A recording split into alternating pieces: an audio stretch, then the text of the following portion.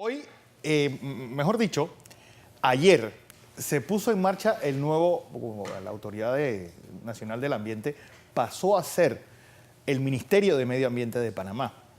Y bueno, ¿cuál es la gran diferencia y cuáles son los grandes retos de esta nueva institución? Conmigo, Félix Wing, él es secretario general del ministerio también, ¿no? Porque toda la nomenclatura pasa, ahora la administradora pasa a llamarse ministra, y etcétera, etcétera, etcétera. Félix, bueno, sí, felicidades a todos los de la NAM. Muchísimas gracias, Fernando. A ver, ¿qué gran cambio va a haber con que la NAM sea ministerio, o que haya un ministerio de medio ambiente? Bueno, en el 98, cuando la Ley 41 General de Ambiente se aprobó y en cuya discusión participamos en aquella ocasión, ya se hablaba de la necesidad de transversalizar las políticas ambientales dentro del contexto del resto de las políticas públicas. Pasaron 16 años y de alguna manera se logró hasta cierto punto, pero no del todo. Y eso evidenció desde hace varias administraciones la necesidad de que hubiera un Ministerio de Ambiente. Lo que se encontró como, digamos, alternativa fue poner el rango, o darle el rango de ministro a la persona que estaba a cargo de la Administración General, y eso ocurrió en varias ocasiones. En la última administración solamente para asuntos internacionales, pero no propiamente. Y en este caso, a raíz de una propuesta que surgió de la sociedad civil, ya se concreta a través de la creación del ministerio con lo que se incluyó en la Agenda Ambiental 2014-2019 como primera acción prioritaria. Entonces, el gobierno, desde la transición, después de las elecciones, se puso a trabajar en un proyecto de ley para elevar el rango de la NAM a ministerio, de tal manera que tuviera un asiento en el gabinete con voz y voto, y eso pues realmente se ha notado la diferencia. Hay voluntad política, hay un deseo realmente de darle la relevancia al tema que debe tener, ya formalmente ahora con la sanción de la ley y su publicación en Gaceta Oficial, pues ya debe surtir efecto plenamente, de tal manera que la ministra va a tener derecho a voto en el gabinete. Bueno, la nomenclatura, y esto no implica tampoco que van a tener más empleados, ni que sí más recursos tal vez.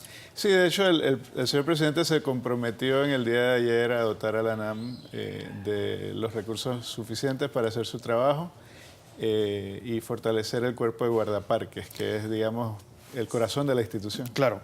Bueno, hacer su trabajo. En nuestra otra vida, cuando hablábamos, pues, los grandes retos del medio ambiente, ahora y día, pues, las cifras, creo que aproximadamente 40.000 hectáreas se pierden año tras año en personas que entran a la selva y convierten eso o en potrero o en territorio de cultivo. Es decir, eso es mucho más de lo que se pierde por cualquier otra explotación minera o de construcción al año. ¿Qué se va a hacer ahora para contener esa expansión agrícola? Bueno, uno de los grandes retos de esta administración es recuperar muchas de las cosas que se habían perdido, y una de las cosas que se había perdido era el tema de la extensión agropecuaria. Y no lo digo solo desde la perspectiva del MIDA, sino desde la perspectiva ambiental también. Se había invertido durante mucho tiempo el esfuerzo para educar a la gente, concienciar a la gente que vive. Sí, por eso es demasiado, muy a largo plazo. Son procesos, sí, la educación, el cambio cultural es un proceso largo, definitivamente, pero es un proceso que debe mantenerse, fortalecerse, mientras buscamos otras alternativas o realizamos otras alternativas. En este caso, la administración ha apostado concretamente por la Alianza por el Millón de Hectáreas, que es una alianza público-privada para reforestar 1 millón de hectáreas en los próximos 20 años. Y ya se están identificando las áreas, las especies, se están haciendo ya las colectas de las semillas u otros medios de reproducción de las especies.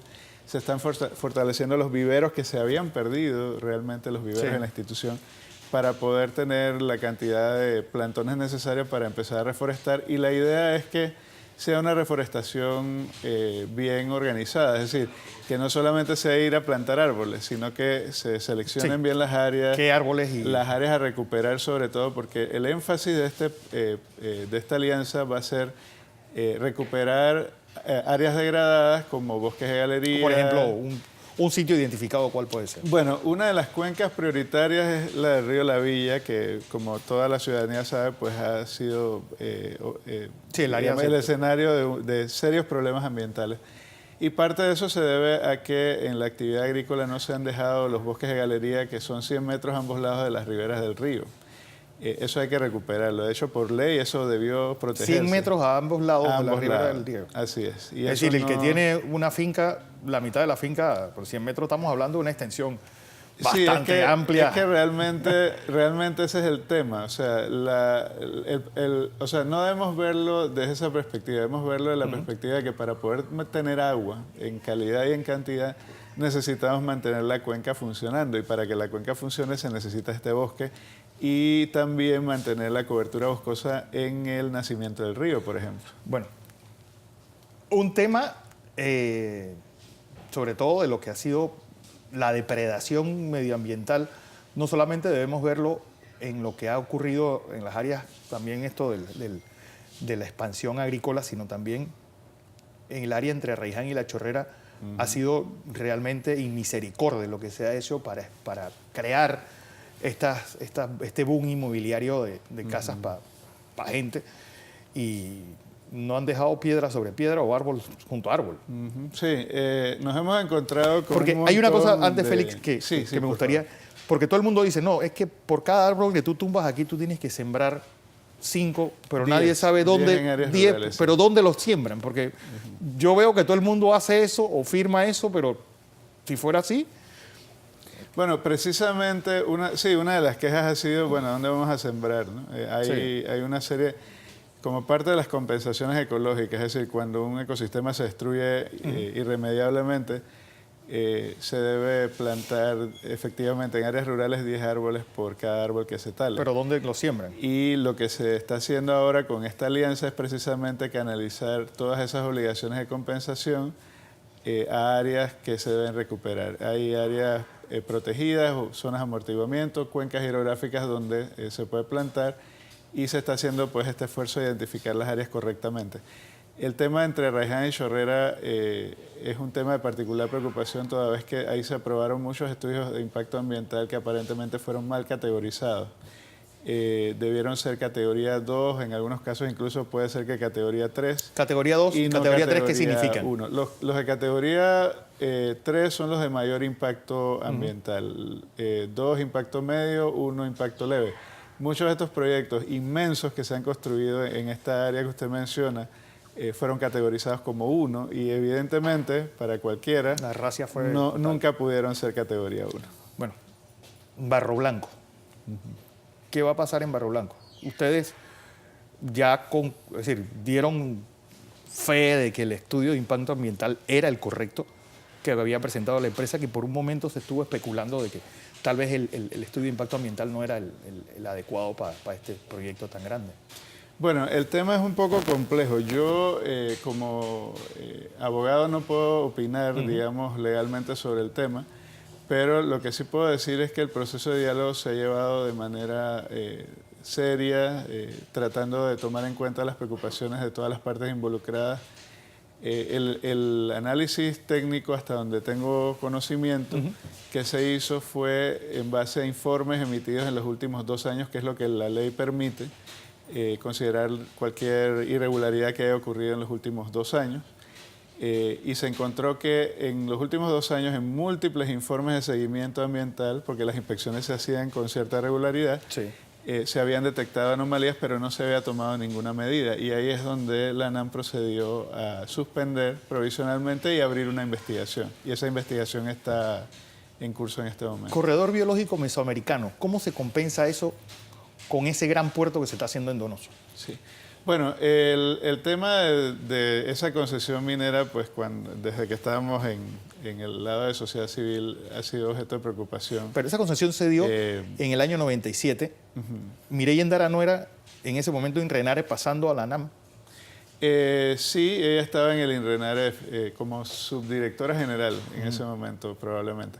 Pero recordemos que esta es una concesión que otorga el MISI en su momento y que luego pasa a la Asamblea para que un se proyecto de dicte ley. una ley que no es que la convierta en ley, que es una interpretación que ya la Corte dijo que es incorrecta, no es que sea una ley especial para esta área, es un requisito para que la concesión entre en vigor, que se apruebe una ley. Y en ese momento se incluyó como parte de las cláusulas del contrato una que dice que la empresa está obligada a cumplir con todas las regulaciones ambientales. Entonces, evidentemente... Sí, pero las regulaciones ambientales de 1996 sí, bueno, eran laxas comparados con las que tienen que serse ahora. Claro, pero la Corte estableció en ese caso que las normas de aplicación general, como lo son las ambientales, aplican para ellos, independientemente de que en el momento que se aprobó el contrato no estuvieran vigentes. Se han desarrollado posteriormente y eso no exime a la empresa de la obligación de cumplirlas en un momento dado. Y eso es lo que se ha estado tratando de hacer. De hecho, la NAMA en el 2009 creó el área protegida de Donoso. Posteriormente, algunas de estas empresas recurrieron por vía de amparo. La Corte les dijo que estaban equivocados y no les concedió el amparo. Luego un individuo demandó en la Sala Tercera el área protegida de Donoso con una demanda idéntica a la de Bahía de Panamá, que recientemente el área protegida fue declarada legal por la Corte Suprema y ahora es ley de la República, Sitio su Ramsar. protección, el sitio Ramsar. Pero este otro caso no ha sido resuelto todavía. Entonces, el área protegida de Donoso se mantiene suspendida y realmente eso ha impedido que la ANAM pueda elaborar el plan de manejo del área protegida para garantizar la continuidad del corredor biológico mesoamericano. Bueno, no me queda más que felicitarlos a todos ahí en el Ministerio de Medio Ambiente, a Mireya Endara, a ti, a Félix y a todo el equipo. Muchas gracias. Ayer se convirtieron ya en un Ministerio de Medio Ambiente en Panamá.